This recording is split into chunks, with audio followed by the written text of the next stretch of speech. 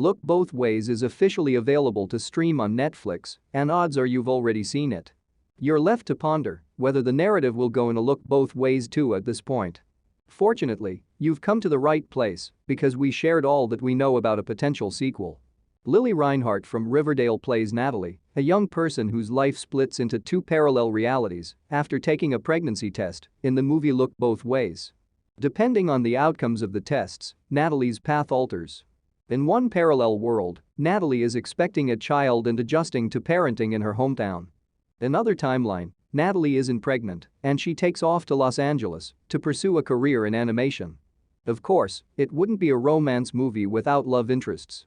Natalie's love interest is her friend from college, Danny Ramirez, in the timeline where she's pregnant.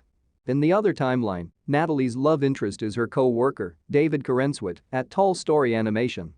Natalie juggles various situations in both timelines, but everything works itself out by the end of the film. So what does this mean for a Look Both Ways 2? Could there be a sequel? Here's what we know. As of August 17, Netflix has not announced if there will be a Look Both Ways 2. However, I think it's safe to say this is a one-and-done type of film. Look Both Ways ends with no loose ends. In fact, it ends in a way that seems final. In the timeline where Natalie ends up pregnant, she's asked to be on a panel with successful animators at the South by Southwest Film Festival.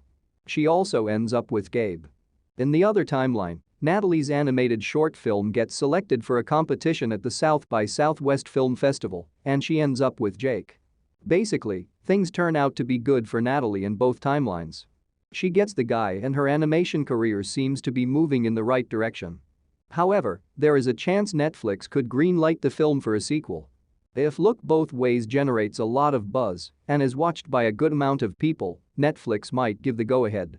Still, it's not likely. If it gets renewed, we can expect it to come out sometime later in 2023.